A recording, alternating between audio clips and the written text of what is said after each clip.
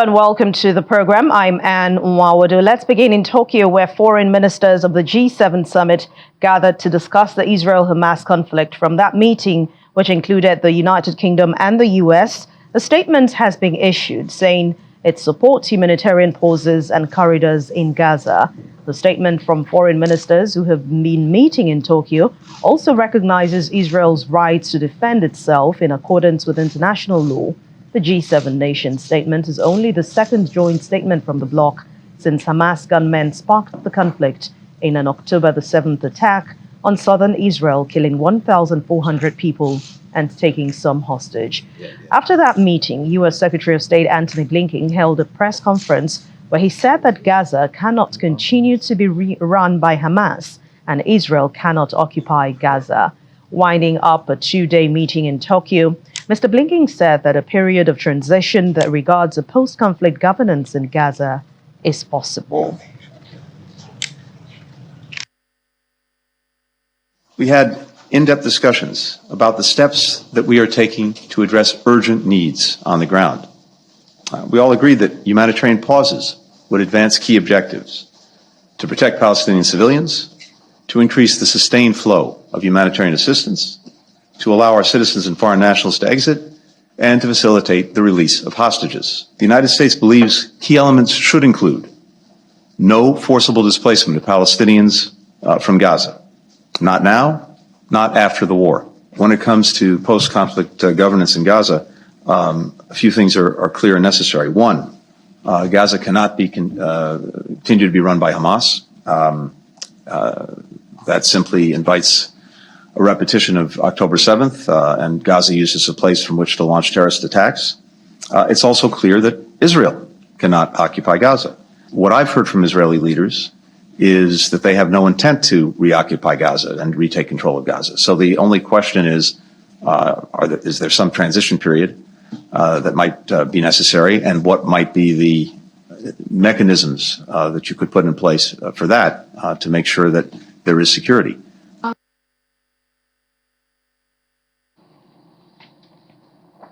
The conflict in Gaza continues to breed casualties, many of whom are children, and that's according to health officials in the Hamas-run enclave.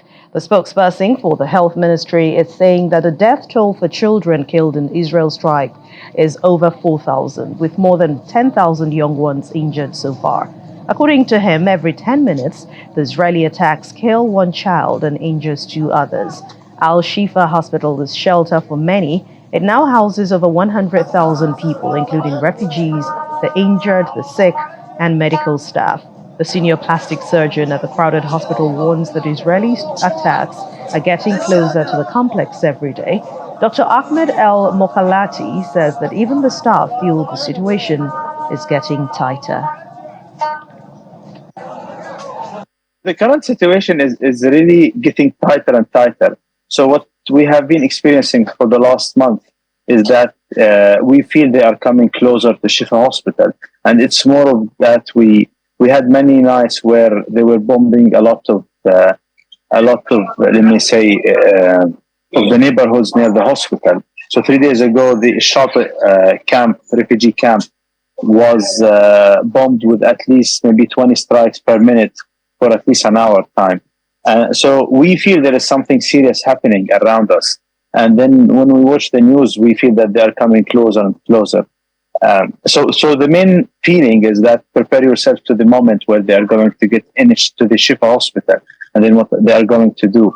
So it's kind of that we feel they are coming closer. The hospitals are usually protected by the international law, especially that we don't have military groups in Gaza, like obvious on the ground. You don't see anyone carrying a gun or weapon in the middle of Gaza. They might be there near the borders, but there is nothing like they can attack or militarily camp or something. So all the people here are civilians. You don't see a single gun in a Shifa or around the Shifa hospital. So we assume this should be totally civilian protected places. The Israeli army has released a video showing destruction of tunnels in an amusement park in Gaza, where soldiers claimed to have found an opening in the park that leads to other Hamas tunnels. In another video, the army said that it bombed a tunnel's entrance that was located near a university in Gaza. Israel has warned previously that it has surrounded Gaza City and would soon attack it to fight the Hamas people there who assaulted Israeli town across the border 1 month ago. The Israel Defense Forces, the IDF, also says it has killed Mohsen Abu Zina, a Hamas leader who was the head of intelligence and weapons department and one of the leaders in the production of strategic ammunition and rockets. Hamas has also released its own video claiming to show its men firing at Israeli vehicles in Beit Lahiya in Gaza. The video shots from the body-worn camera shows various militants sheltering in buildings and firing from there at Israeli vehicles. However, it is important to note that these videos are not verified with the location, the dates, and the video was filmed.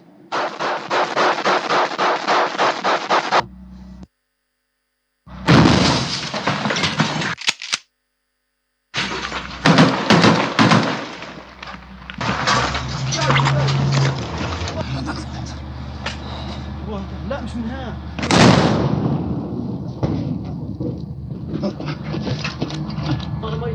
ولكن الله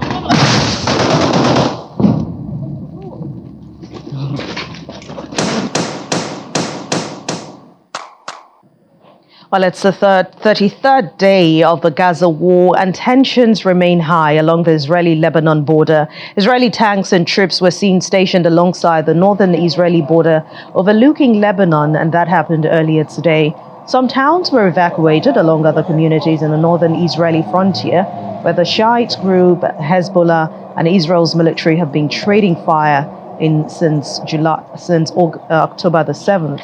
The hostilities have forced residents in both Israel and Lebanon to flee their homes in the worst escalation in violence along the Israeli-Lebanese border since the 2006 war began between Hezbollah and Israel. So far, for Israel and Hamas, both parties have rebuffed increasing calls for a halt in fighting. Israel is now asking that hostages be released first, for Hamas has refused to let them go, and Gaza remains under attack.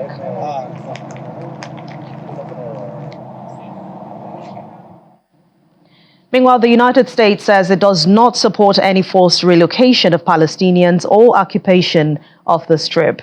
These were the words of the U.S. State Department's deputy spokesperson, Vedant Patel, at a daily news briefing. He was responding to a question about comments by Israeli Prime Minister Benjamin Netanyahu during a television interview that Israel will have the overall security responsibility for the Palestinian enclave for an indefinite period.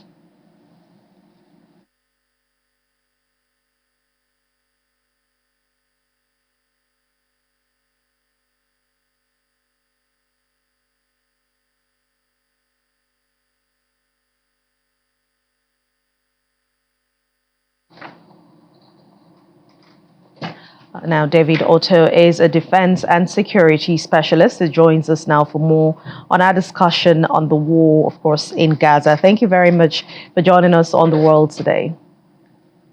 Thank you. All right, let's begin with the diplomatic aspect to this war. We have seen several countries sever ties or even recall their diplomats from Israel in protest to Israeli airstrikes on Gaza. Will this make any difference to Israel? Well, you're very correct. Time is everything, and everything has timing. We saw in the beginning, during the October 7th invasion by Hamas, a lot of countries were very sympathetic to the government of Israel, the people that were killed, but also those who were taken hostage. But as Israel began to retaliate, I think the level of retaliation is forcing a lot of countries to now condemn the situation in in Gaza. They're talking about the humanitarian disaster, the war crimes. They're calling for a ceasefire. They're saying that this is quite disproportionate. But we saw countries like Bolivia, which was the first, to withdraw its ambassador. Recently, Chad has done the same, citing humanitarian reasons and calling for a ceasefire. Many countries have now, resorted to withdraw their ambassadors, but it still does not mean that they do not condemn the October 7th attack, by Hamas. But what we're saying is that Israel still relies a lot on its partners like the United States, the EU. It still believes that the population of Israel is behind the Israel Defense Forces attack and invasion of Gaza Strip. So it might not make a difference as long as Israel, continues to have support from the likes of the United States and the EU. So for the time being, I think Israel will continue to, carry out these attacks, irrespective of the countries that are calling for the ambassadors to leave Israel or withdraw them from the state of Israel. But Mr. David, does it make any difference? I mean, does it have any impact on the war for both sides this time? Well, it might not necessarily have an impact because, of course, Israel still relies on the U.S. support, as I mentioned earlier on, in terms of military. But what it will make a difference is in the long term. Israel has continued to want to have recognition from other countries, especially from African countries. African countries traditionally have been, quite sympathetic to the Palestinian situation, of course, because, that was linked to the same colonialism which African countries had suffered in the hands of Western states. So, as far as this invasion of Gaza Strip is concerned, I don't think, it will make a difference. But afterwards, I think, after all the war is over, I don't know when that is going to be, Israel will need to still seek the support of the international community. It would want to gain support from these countries that have now withdrawn the ambassadors and calling for a ceasefire. So from a diplomatic perspective, it will make a difference. But from a military point of view, I don't think it will, because Israel continues to have the allies like the United States to support it. The G7 has now called for a humanitarian pause, including the US and the UK, that have stopped short of demanding a ceasefire like many other countries. But help us understand what difference a humanitarian pause or even a ceasefire will mean in this war. Yes, that has been one of the biggest issues and still ongoing. The United Nations and the Secretary General, Antonio Guterres, and other countries have called for a humanitarian ceasefire. On the other hand, the United States, the EU, as you rightly mentioned, they've called for a humanitarian pause. A humanitarian pause essentially, means that cessation of violence, of hostilities between both countries, just for the purpose of allowing humanitarian activities. So, for example, the delivery of water, food, medication, fuel, things like that. There is no time frame. It could last perhaps less than an hour.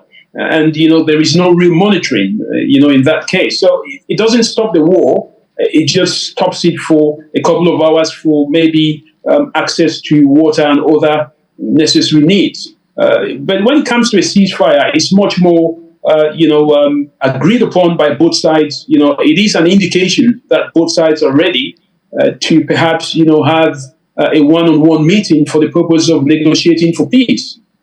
Which, often, gives an indication that, both sides are ready to talk. So, the way it sounds, the way it is at the moment, the Israeli government and its allies are not ready to have any talks with either Hamas or the Palestinian authorities. What they are looking for now is just to allow some form of humanitarian access, and that is not for the long term. So we're still in the middle of the war. There is no prospect if we don't have a ceasefire.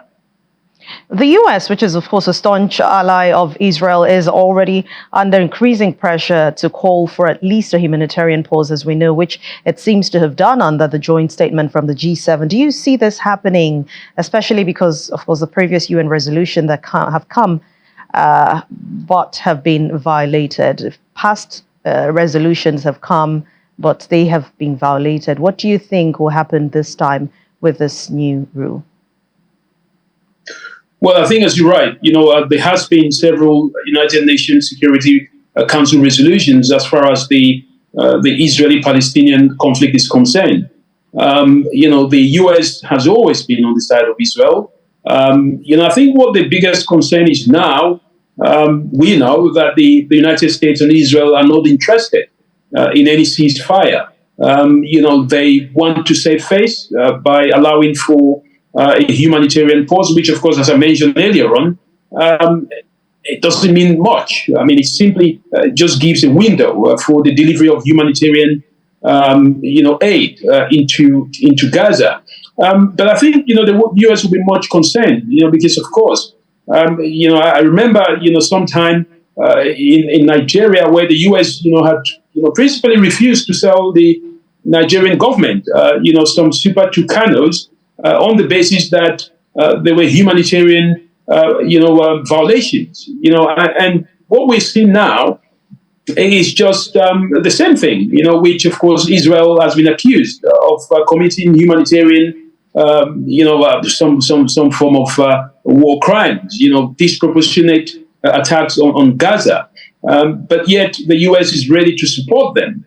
So it will have a serious impact if the U.S. does not push for a humanitarian ceasefire. Now, this should always be differentiated from the condemnation that everyone agrees, has to be meted against Hamas for the attack on October 7th.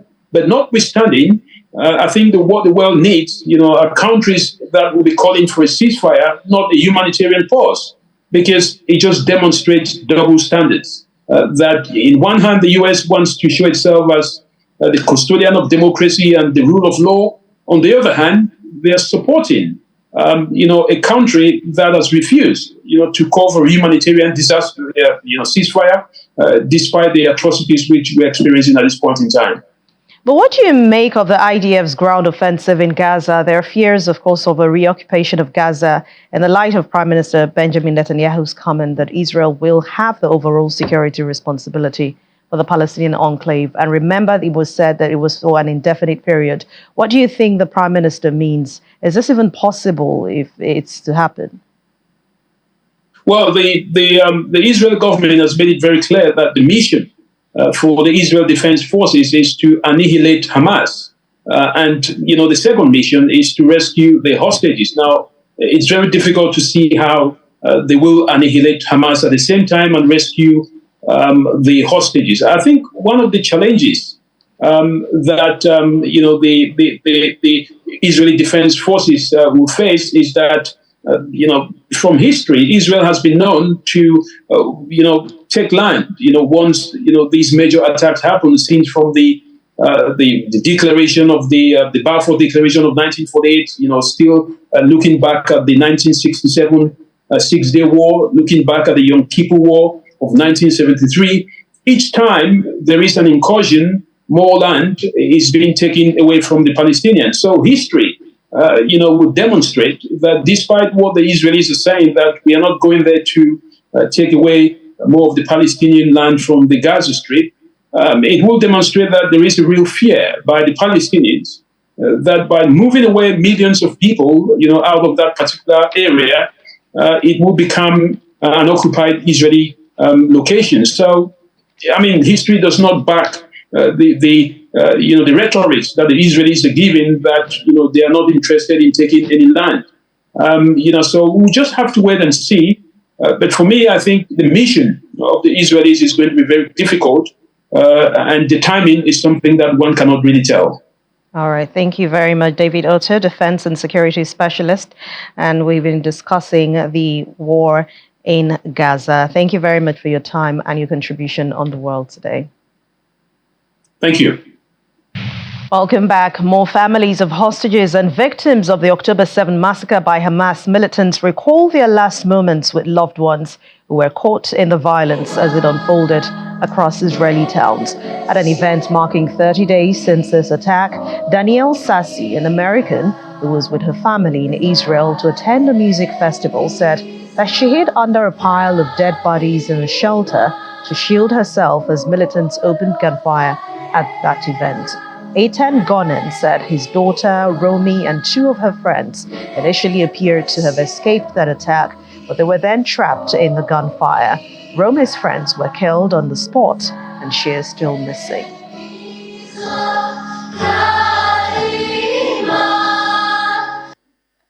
was me. We heard gunshots outside, and everyone immediately pushed back inside, and 2 grenades exploded. We couldn't breathe. They then walked in and began to fire what sounded like a million bullets. One hits my leg. I whisper, "Abba, I'm shot." He didn't reply. I went numb. I knew that he had passed away. 40 entered the Megunit that morning. 7 hours later, only 9 of us made it out. 7 of my family members went to the Nova Peace Festival. Only 3 of us are still breathing today. They murdered everybody.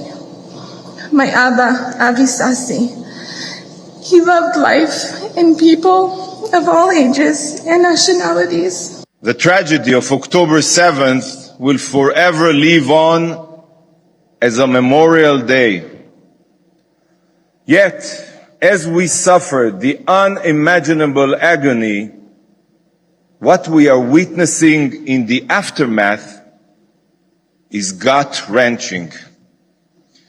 The United Nations, the organization founded in the wake of the Holocaust, has made it clear that it's not interested in preventing atrocities, but ensuring them. Yet, in the battle for the truth, we must never stay silent. Never.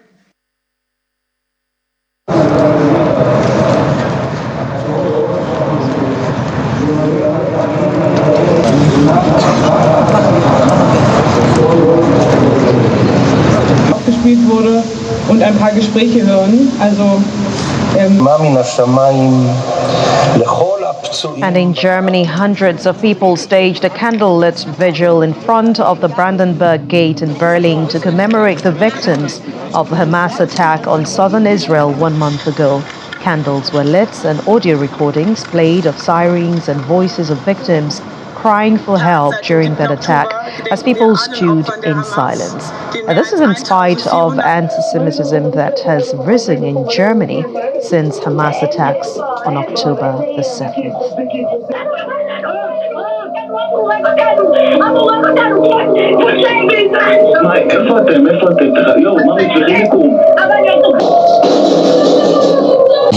It seems like it was yesterday because it's an ongoing situation and the crisis is big because for us, the Israelis, all over the world, it's like a tsunami.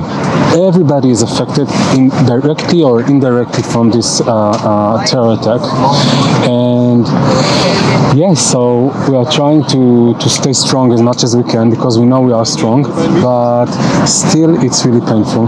I think that what we see now, and we heard it also from the Chancellor himself, there is a shifting of the perception of what's going on in the world in general, because it's not about something that happened to Israel. It's something universal. It's about universal values of being good people, of fighting for the truth. And the most unfortunate things that we are witnessing here, and this is go hand with hand with anti-Semitism, is that people are literally spread fake news and also denying the facts. And many people believes it. And it makes the fight against anti-Semitism even much harder than it should be.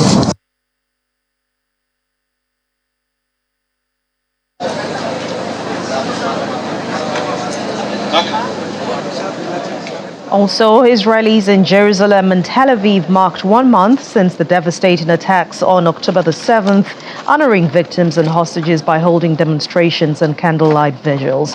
Hundreds gathered outside Israel's parliament in Jerusalem, and many of them protesting government's inaction and failures over the traumatic events. In central Tel Aviv, dozens gathered around the makeshift memorial to light candles. My son Chaim was killed on October 7th, was murdered by Hamas terrorists on his kibbutz in Khalid. I'm here. Before October 7th, I came to demonstrations against the government. And and I still feel that the government is not representing my interests, and I'm very concerned about many of their actions. I would like Netanyahu to take responsibility for this. I'd like him to tell us how he's going to prevent this from happening. I'd like him not to blame everyone but himself. He's supposed to be in charge of security. How could this have happened? So we are here to light a candle for the people who got murdered and kidnapped by Hamas organization. And we're here to show some love because there's really horrifying things that Hamas did to innocent people. And that's it. We're just here to show some love to the people, to the families, and to light also a candle. Yeah, we came here in solidarity with all the people murdered on 7th of October. We came to light a candle and, of course, to pray and wish for the safe and fast return of all our people kidnapped who are still in Gaza. Protests also continue, that is, in Palestinian journalists demanding an end to Israeli airstrikes. They have taken to the streets in Ramallah in the West Bank to demonstrate against the killing of their colleagues by the attacks in Gaza, presenting symbolic empty coffins with pictures of journalists killed in Gaza. They chanted slogans and waved Palestinian flags. According to the government in Gaza, 49 Palestinian journalists have been killed since the beginning of the war. Israel's military says it cannot guarantee the safety of journalists operating in the Gaza Strip. Also in Pakistan, this time hundreds of Pakistani school children coming out to hold a rally in Karachi, the country's largest city. They're expressing their solidarity with Palestinian people and children in Gaza amid the rise in conflict in the Middle East.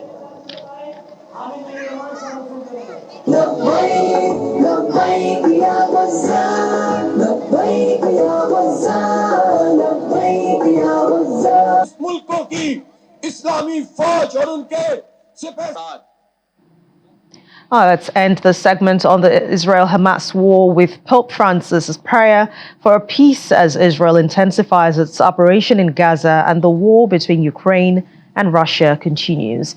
The Pope made this appeal for peace during his Wednesday's address at St. Peter's Square. Pensiamo e preghiamo per i popoli che soffrono la guerra. Non dimentichiamo la martoriata Ucraina e pensiamo al popolo palestinese e israeliano. Che il Signore ci porti a una pace giusta. Si soffre tanto, soffrono i bambini, soffrono gli ammalati, i vecchi e muoiono tanti giovani.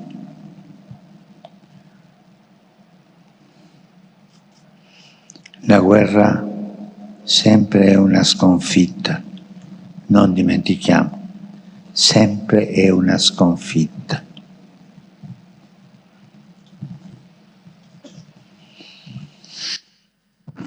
Rivolgo un cordiale benvenuto ai pellegrini di lingua italiana, in particolare i fedeli di Altamura. Panem nostrum quotidianum da nobis hodie. Benedicat vos.